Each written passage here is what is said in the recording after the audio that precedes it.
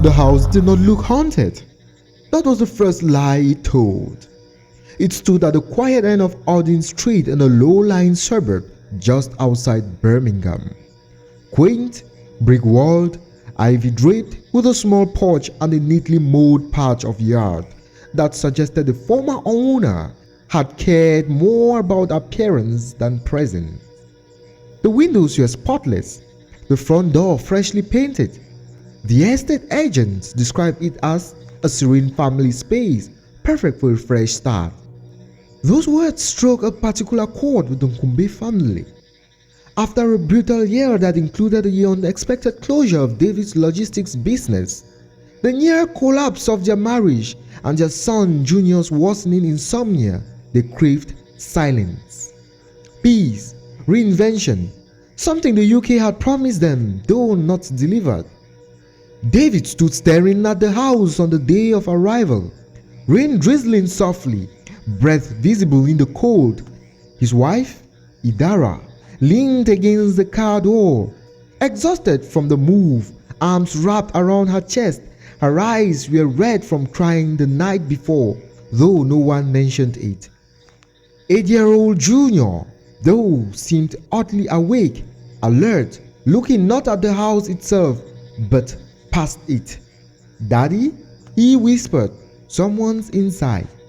David exhaled. "That's just your imagination, son. The house has been empty for 3 years."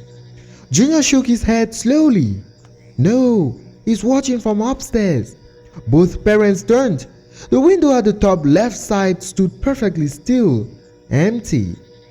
Or so they believed. Inside, the house smelled of plaster and loneliness. Their footsteps carried echoes too loud for the space. The living room bore marks of furniture long moved away. Upstairs, 3 rooms and a small attic, enough for a new beginning.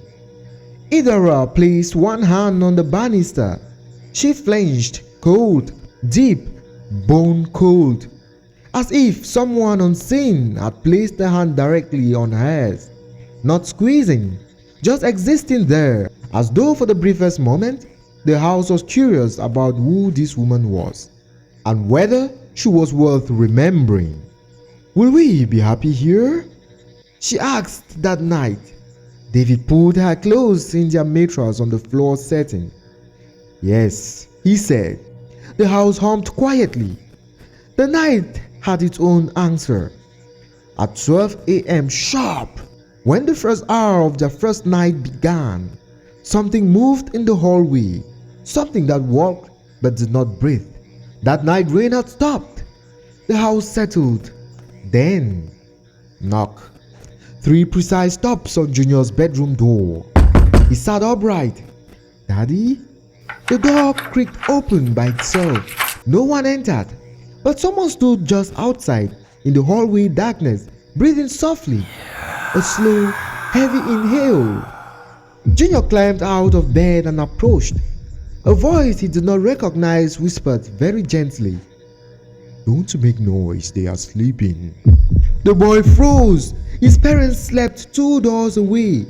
He should call out to them, but the voice was neither threatening nor kind. It simply was old, familiar in a way one should not find familiar. In the silence, Junior stepped back and the door closed silently. At 12:00 a.m. sharp, in the master bedroom, Idara woke. She didn't know why. Then she heard it, a faint drape, drape, drape. She walked barefoot along the corridor. The sound came from the attic. She paused beneath the attic hatch, heart racing. Drape. A drop of dark liquid fell on her arm, not water. She turned on the light. There was nothing. Next morning, Junior said nothing. Idara said nothing. Breakfast was quiet. David, smiling to keep things alive, asked, "Everyone sleep well? How was last night?" Nobody answered. The house remained silent, satisfied. He appeared at 12 a.m. consistently. A presence, never seen fully at first, only vague reflection in dark glass or a shift in shadows. But one night, Junior saw him clearly. A man in an old three-piece suit, eyes sunken, face pale, nostrils slightly flared as if smelling something terrible. He sat at the edge of Junior's bed and placed something on the sheets. A small pocket watch, its glass cracked. Inside, its second hand had stopped at exactly midnight. "Time is a circle," the man muttered. "I make it to stop for those I chose." Junior, terrified, finally screamed. David barged in. No one there. Pocket watch remained. Cold. The parents argued over hallucinations, stress, possible trauma. The neighbor said the previous owner, a solitary aristocrat, died alone in the house, but nobody mentioned midnight. The next day, Idara dreamt. She saw a woman ashen, silent, standing at the same bedroom window, holding the same pocket watch. She said just one sentence: "Do not let him finish the circle." David did research. Odin Street was named after local folklore, a visitor who comes for those who break time's harmony. The previous homeowner, Harold Conway, was rumored to have performed midnight ritual sessions, attempts to hold time still before death. Locals believed he succeeded, but never escaped. Idara consulted an old woman in their African church. The woman listened to the story and murmured, "Ghosts seek what they lost, spirits act what they should not, but things that feel human without being human, those are visitors. At midnight, that is when the door opens, and if your son holds that watch long enough, time will stop for him too."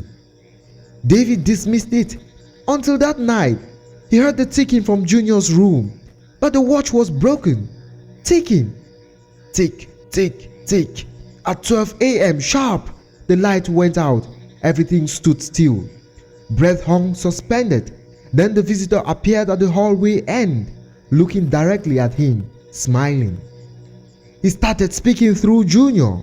At dinner, "Daddy, he says you didn't start over, right? He says you borrowed time." David dropped his fork. Junior blinked normally. Later he whispered to his mother, "At midnight, he wants to show me something." Idara cried. She hit the watch. At 12 a.m., all clocks stopped, not just in the house, across the street, entire neighborhood. David saw cars frozen mid-motion through the window. He opened the front door. The visitor stood in the yard, waiting. "There is always a payment," he said quietly. "Time does not give without taking." The front door shut by itself. Idara remembered the woman's words. "Do not let him finish the circle." At midnight speak, when all was still, he reached for Junior and began to pray.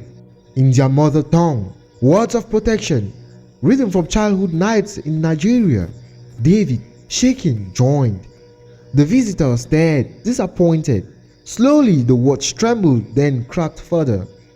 "Faith bends time," he whispered, "but time always collects itself." The lights burst back on. The watch fell, stopped forever. Outside, movement resumed. Cars drove, clocks ticked, but the house remained cold. Something had been left behind, or someone. A month later, the Nkumbe family moved out.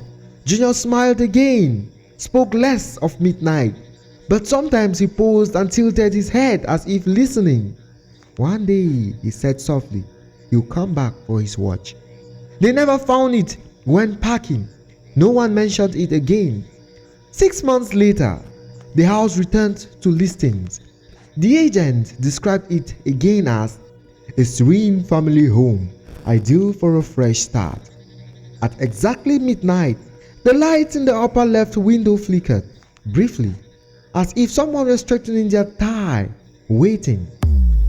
The midnight visitor represents the depth of silence, the cost of pretending everything is fine when reality fractures in quiet spaces. It's also a psychological study of immigrants chasing stability in lands that do not understand their spiritual scars. Haunted houses don't truly terrify us. What terrifies us is the moment a house notices we are already broken. Time in this story isn't chronological, it's emotional. Every midnight is a replay of unspoken grief. The visitor doesn't prey on fear, he simply observes, collects, allows the fracture to complete itself unless someone insists on spiritual resistance. The use of the pocket watch symbolizes inherited trauma, repeating rituals, the quiet way one generation passes on its own midnight to the next. Only when language, ancestral prayer, breaks through is time disrupted. But breaking time doesn't close wounds, it only poses them until someone opens the door again at midnight.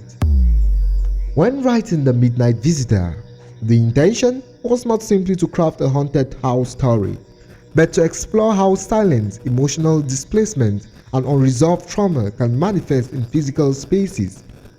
In traditional horror, the house is haunted. In this story, the family brings part of the haunting with them, their unspoken struggles, hidden grief, and desire to start over without confronting what broke them in the first place.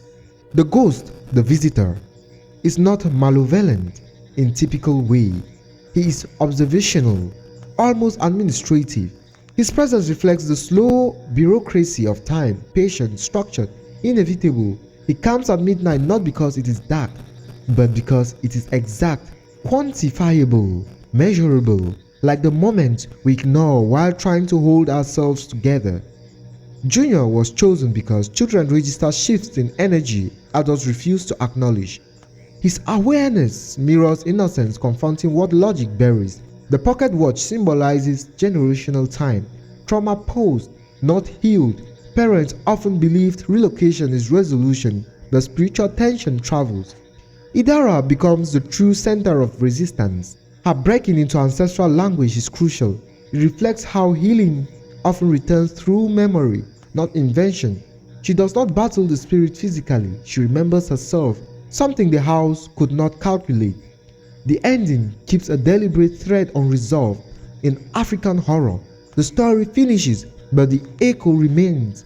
They leave the house but the midnight never fully leaves them. We do not end with closure, we end with awareness, which is the true cost of survival. Horror is frightening, not because something arrives, but because sometimes it patiently waits for our understanding.